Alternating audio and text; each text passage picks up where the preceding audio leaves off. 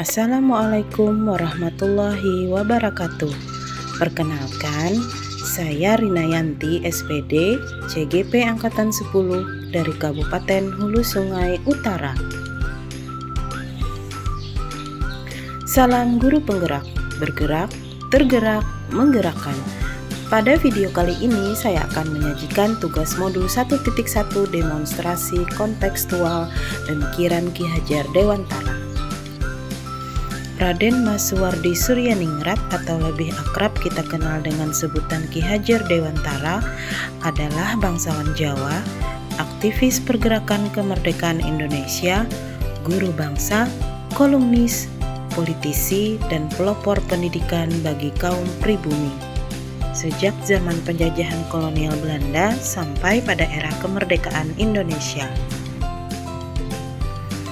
Ki Hajar Dewantara lahir pada tanggal 2 Mei 1889. Atas jasa-jasanya dalam mengembangkan pendidikan di Indonesia, dia dianugerahi gelar sebagai Bapak Pendidikan Nasional oleh Presiden Soekarno, dan hari kelahirannya diperingati sebagai Hari Pendidikan Nasional Indonesia. Azas pemikiran Ki Hajar Dewantara. Yang pertama, pendidikan itu menuntun. Tujuan pendidikan adalah menuntun segala kodrat yang ada pada anak, agar mereka dapat mencapai keselamatan dan kebahagiaan yang setinggi-tingginya, baik sebagai manusia maupun sebagai anggota masyarakat. Pendidikan hanya menuntun, hanya dapat memperbaiki lakunya, bukan dasarnya. Dalam menuntun, anak diberikan kemerdekaan belajar, namun tetap diberikan petunjuk, arahan, bimbingan agar anak tidak kehilangan arah. Agar lebih mudah memahami konsep pemikiran ini, saya menganalogikan guru layaknya seorang peternak bebek Bali.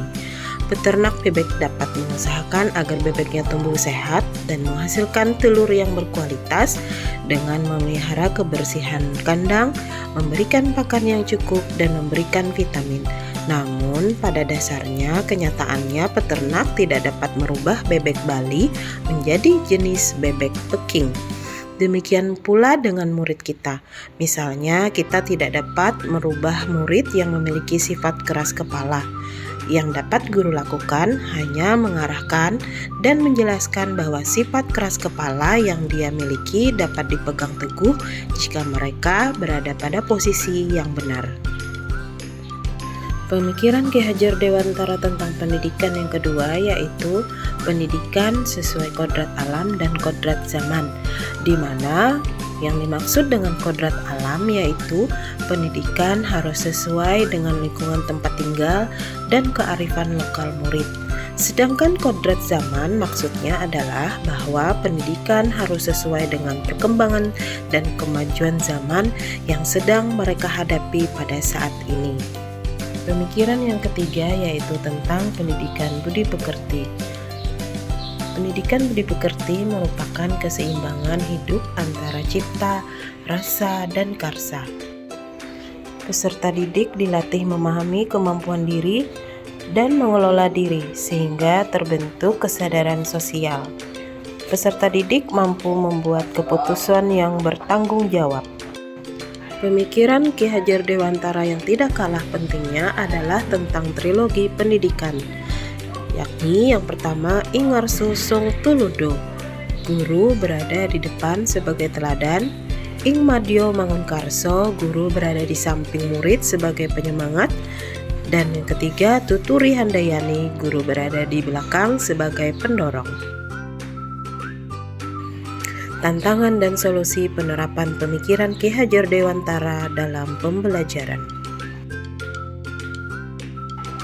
Tantangan yang pertama yaitu tentang penerapan pembelajaran sesuai dengan kodrat alam dan kodrat zaman. Solusi yang bisa dikembangkan yaitu dengan mengembangkan keterampilan yang berrelevan dengan perkembangan abad 21.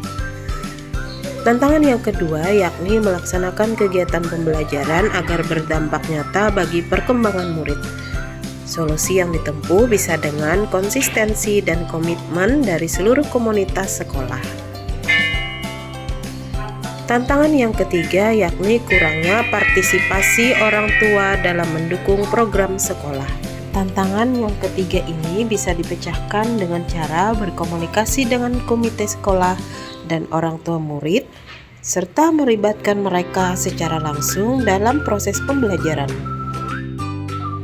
Berikut adalah penerapan pemikiran Ki Hajar Dewantara dalam pembelajaran yang berada di sekolah saya.